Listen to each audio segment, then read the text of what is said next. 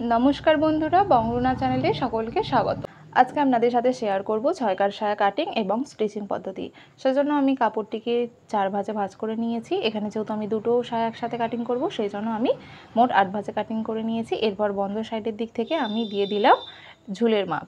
झुलेर माप देওয়া হয়ে গেলে আমাদেরকে দিতে হবে কোমরের মাপ। তো কোমরের মাপের জন্য আমাকে নিতে হবে পাছা রয়েছে আমার এখানে 40, তাকে আমি 8 ভাগ করলাম হলো 5 এবং তার সাথে হাফ ইঞ্চ সেলাই যোগ করে 5.5 একটি দাগ দিয়ে নেব এবং একইভাবে অপর দিকেও 5.5 দাগ দিয়ে দেব এবং এই দুটি দাগকে আমরা সোজা যোগ করে কাটিং করে নেব।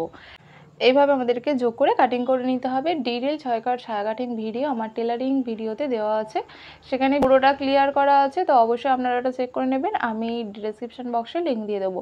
সেজন্য এখানে কিন্তু আমি খুব বেশি আর বুঝিয়ে বললাম না, আমি কাটিং করে নিচ্ছি, আপনারা ঠিক এইভাবে কাটিং করে নেবেন। এখানে আমি দুটি সায়া একসাথে কাটিং করছি, কিন্তু আমি একটি স্টিচিং দেখাবো আপনাদের বোঝার সুবিধার জন্য।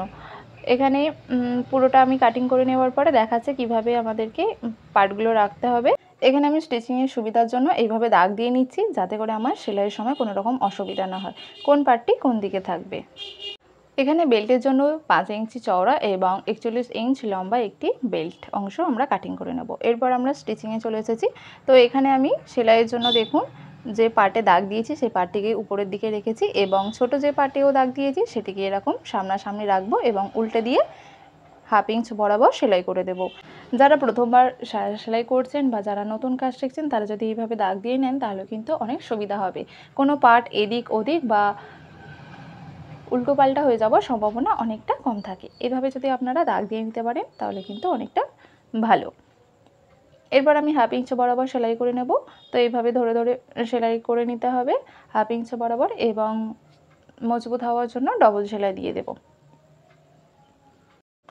এইভাবে আমি অপর সাইডের কলিটিও সেলাই করে নিচ্ছি, আপনারাও এইভাবে ঠিক দেখে সেলাই করে নেবেন, তাহলে কোনো রকম অসুবিধা হবে না। সেলাই মজবুত করার জন্য আমি ডবলভাবে সেলাই দিয়ে দিচ্ছি।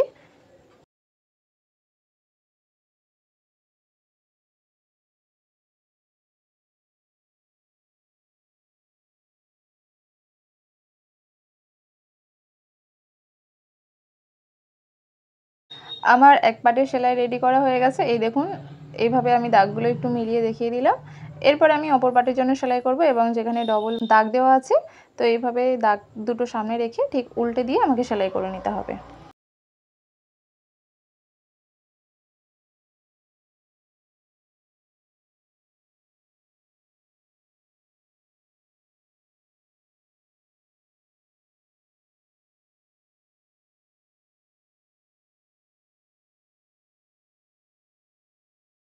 এইভাবে প্রতিটা পার্ট আমাদেরকে সেলাই করে নিতে হবে। ঠিক এখানেও আমি দেখুন দাগকে উল্টো দিকে রেখে আমি আরও একবার সেলাই করে নিচ্ছি। এইভাবে আমাকে সামনে এবং পিছন দুই সাইডের পার্ট কমপ্লিট করে নিতে হবে, তারপরে একটির উপরে আরেকটি রেখে সেলাই করতে হবে।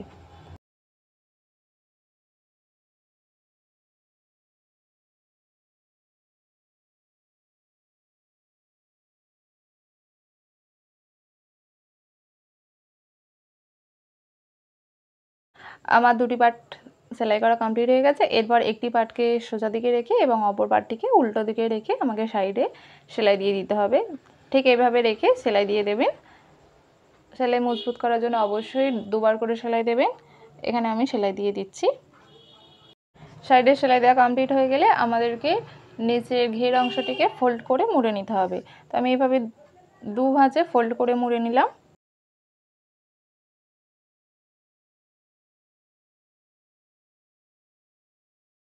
আমার ঘের অংশ সেলাই করা কমপ্লিট হয়ে গেছে। এরপর অপর পাশের সাইড অংশটিকে ঠিক 5 ইঞ্চি দাগ বরাবর একটি ভাঁজ দিয়ে নেব।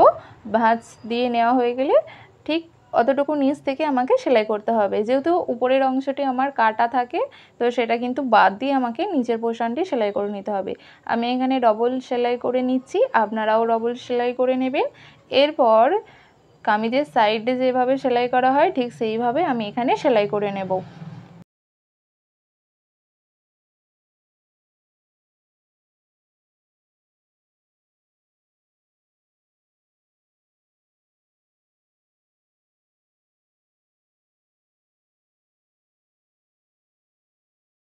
ঠিক এইভাবে আমি সেলাই করে নিচ্ছি, আপনারাও এইভাবে সেলাই করে নেবেন, তাহলে কিন্তু এই অংশটি যে ছিঁড়ে যাওয়ার যে ভয়টা থাকে সেটা কিন্তু অনেকটা কম হবে, অথবা তাড়াতাড়ি নষ্ট হয়ে যাওয়ার সম্ভাবনাটাও কম থাকবে। এরপর আমাদেরকে নিয়ে নিতে হবে বেল্ট। আমি এখানে বেল্টটি নিয়ে নিচ্ছি।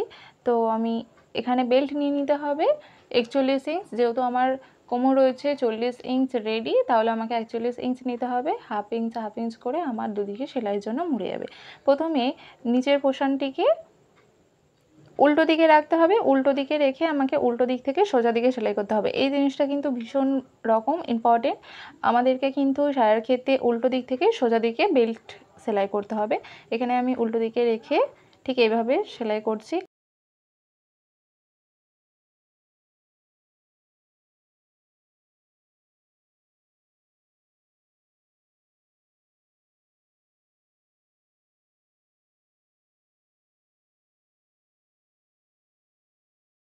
সেলাইয়ের শেষ অংশটি আমাকে এইভাবে ঠিক ফোল্ড করে সেলাই করে নিতে হবে।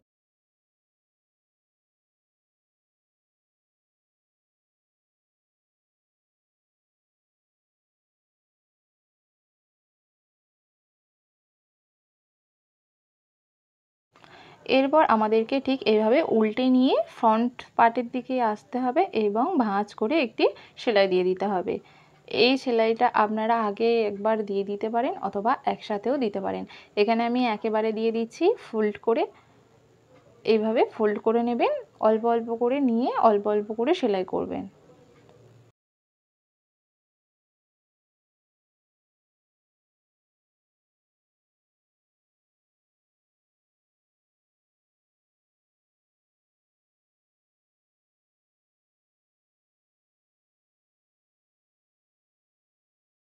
এখানে আমার সায়া রসিকা সেলাই করা কমপ্লিট হয়ে গেছে। এরপর আরও হাফ ইঞ্চ বরাবর আরও একটি সেলাই করব। যদি ভিডিওটি থেকে কিছু শিখতে পারেন অবশ্যই ভিডিওটিতে একটি লাইক দিয়ে যাবেন এবং কমেন্ট করে যাবেন। আর যদি খুব ভালো লাগে তাহলে অবশ্যই চ্যানেলটিকে সাবস্ক্রাইব করে পাশে থাকবেন এই ধরনের নিত্য নতুন ভিডিও দেখার জন্য। ডিটেইলস সায়া কাটিং ভিডিও আমার টেলারিং ভিডিওতে দেওয়া আছে, আমি ওটা ডিসক্রিপশন বক্সে দিয়ে রাখবো, অবশ্যই ওটা চেক করে নেবেন।